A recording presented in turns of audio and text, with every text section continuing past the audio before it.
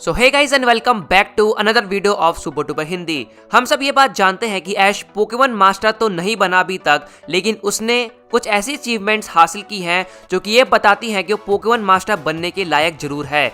जब ऐश frontier members को defeat कर देता है तब स्कॉट ऐश को ऑफर करता है to be a member of frontier brain, but Ash उस ऑफर को रिजेक्ट कर देता है अपनी जर्नी कंटिन्यू करने के लिए। बट अगर ऐश उस ऑफर को एक्सेप्ट कर लेता तो क्या होता?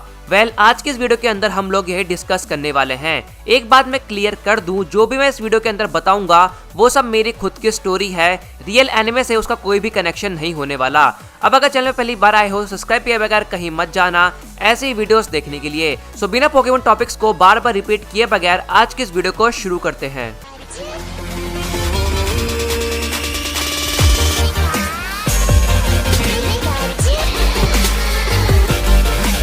अब हम ये बात मान के चल रहे हैं कि ऐश ने स्कॉट का ऑफर एक्सेप्ट कर लिया है, अब वो एक फ्रंटियर मेंबर बन चुका है। तो पहले फ्रंटियर मेंबर्स की रैंकिंग होती थी नोलैंड, ग्रेटा, टकर, यजामी, यूकॉन, Brandon and at last Anabel. But Ash के आने के बाद ऐश नंबर 1 पे आ जाता है क्योंकि वो एक न्यू मेंबर है, और इसलिए अगर कोई फ्रंटियर मेंबर को चैलेंज करता है तो उसको सबसे पहले ऐश से बैटल करनी होगी, देन वो बाकी के मेंबर्स के साथ बैटल करेगा। हर एक फ्रंटियर मेंबर का एक सिंबल होता है जो कि उनको रिप्रेजेंट करता है, जैसे कि knowledge symbol, guts symbol, tactics symbol, luck symbol, spirit symbol, brave symbol, ability symbol. और इसलिए ऐश को रिप्रेजेंट करने के लिए एक सिंबल होना जरूरी है। तो प्रोबेबली ऐश का सिंबल होता करेज या एडवेंचर सिंबल, जो कि ऐश की पर्सनैलिटी को अच्छे से शो करता है।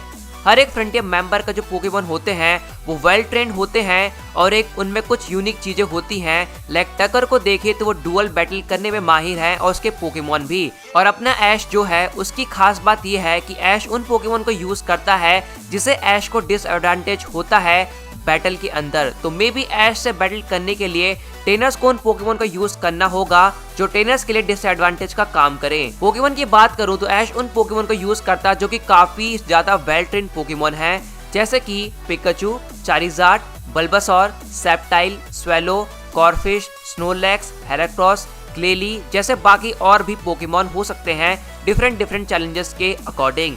बाकी रीजन के इसलिए नहीं लिए क्योंकि हम ये मान के चल रहे हैं कि ऐश ने जस्ट अपनी फ्रंटियर जर्नी खत्म करने के बाद ही अपनी जिम लीडर यानी कि फ्रंटियर मेंबर में ज्वाइन हो गया होगा, इसलिए वो बाकी रीजन में नहीं गया होगा, और इसलिए उसने बाकी के पोकेमॉन्स भी नहीं पकड़े होंगे। अब कुछ मंथ तक ऐश अपनी फ्रंटियर ड्यूटी अच्छे से करता है, बट देन उसको रियलाइज होता है कि वो ये क्या कर रहा है, वो किस चीज में अटका पड़ा है। उसका मेन मोटिव है पोकेमॉन मास्टर बनना, ना कि एक जिम लीडर जैसे एक ही जगह पे स्टक रहना। ऐश को ये बात समझ आ जाती है कि वो खुद को ज्यादा इम्प्रूव नहीं कर पाएगा जब तक वो खुद जर्नी पे जाकर स्ट्रॉन्ग अपोनेंट से बैटल नहीं करेगा और न्यू रीजन के अंदर जिम लीडर से फाइट नहीं करेगा। और इसके बाद वो स्कॉट को बोलता है कि अभी उसको अपने मेन गोल को अचीव करना है, और उसके लिए उसे ट्रैवल करना होगा, और इसलिए वो अब फ्रंटियर मेंबर का मेंबर नहीं बन सकता। एंड स्कॉट उसकी इस बात से एग्री हो जाता है क्योंकि उसको पता है कि ऐश बाकी ट्रेनर जैसा बिल्कुल नहीं है जो छोटे अचीवमेंट पे खुद को सेटिस्फाई कर लेगा।